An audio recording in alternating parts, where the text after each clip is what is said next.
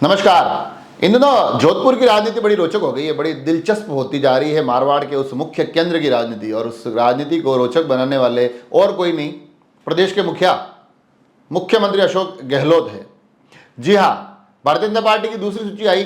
दूसरी सूची में भारतीय जनता पार्टी ने अपने एक पुराने अनुभवी विधायक का टिकट काट दिया।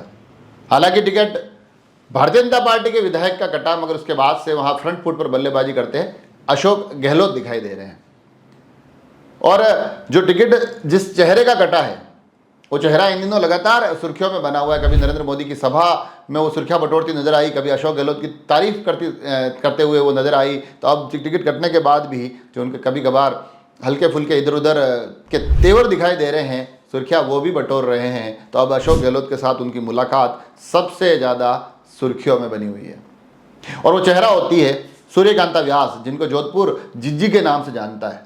6 बार एमएलए रही है, वहाँ से बड़े अच्छे खासे मत के अंतर से जीतती आई है। और इन दिनों आपको ध्यान होगा, जब नरेंद्र मोदी 5 अक्टूबर को जोधपुर आए थे तो मंच पर एक चेहरे से बड़ी सहजता और सरलता से बात कर रहे थे। वो जिज्जी थी, सूर्यकांता व्यास।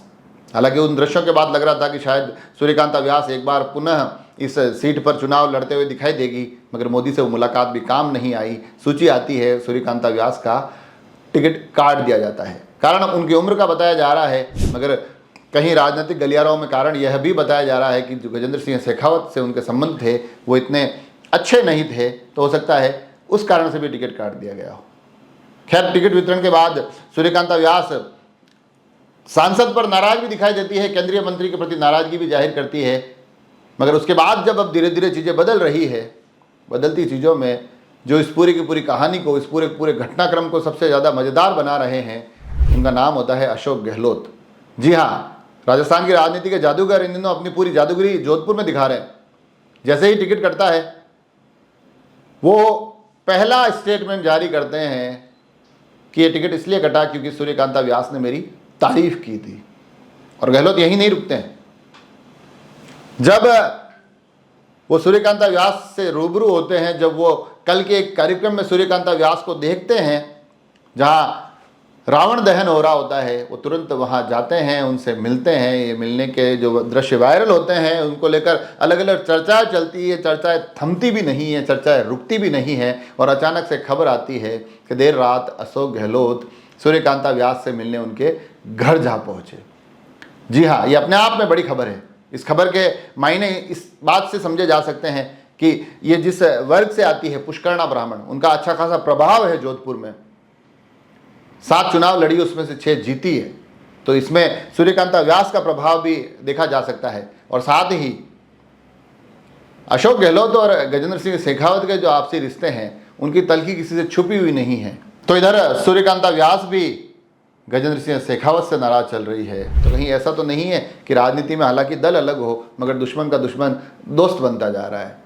तो कुल मिलाकर ये जो मुलाकातें हो रही है, वो राजनीतिक गलियारों में अलग ही चर्चाओं का एक जोर चल रहा है। अशोक गहलोत कहीं ना कहीं जोधपुर को जीजी के साथ जुटकर जीतने की जोड़ तोड़ में तो नहीं दिखाई दे रहे हैं। हालांकि कहा जा रहा है कि हम एक दूसरे से पुराने परिचित हैं, हमारे पारिवारिक संबंध हैं, इन्हीं संबंधों के नाते ये मुलाकातों का दौर चल रहा है। राजनीति में हमारे विचार अलग है, पार्टियां अलग हैं, मगर ये जो आपसी व्यवहार है ये बना रहना चाहिए। अब ये आपसी व्यवहार सिर्फ व्यवहार तक ही रहता है, ये मुलाकातें सिर्फ मुलाकातें तक ही रहती है, ये बातें सिर्फ बातों तक ही रहती है। ये आगे आने वाले राजनीतिक माहौल में ये मुलाकातें कुछ और भी राजनीतिक रंग लेकर आती है, और भी राजनीतिक दशा और दिशा को बदलती दिखाई देती है। कहीं गहलोत किसी गठजोड़ के माध्यम से कांग्रेस को जोधपुर के उस गढ़ में बढ़त दिलाने की फिराक में दिखाई दे रहे हैं। अब उन इरादों में कितने कामयाब होते हैं ये देखने वाली बात होगी। मगर जोधपुर के जो 2 सबसे कद्दावर राजनीतिक चेहरे हैं, जिसमें एक अशोक गहलोत और एक गजेंद्र सिंह शेखावत होते हैं, इन दिनों उनसे भी ज़्यादा चर्चाएं सूर्यकांता व्यास की हो रही है। जी एक बार पुनः सुर्खियों में है। ये सुर्खियाँ इन कुछ दिनों में वापस थम जाती है, या बिना लड़े ही जी अपना इस चुनाव में अलग ही दमखम दिखाती नजर आएगी। इस पर हमारी नज़र रहेगी। आप सभी लोग जुड़े रहे राजसमंद एक्सप्रेस से। धन्यवाद।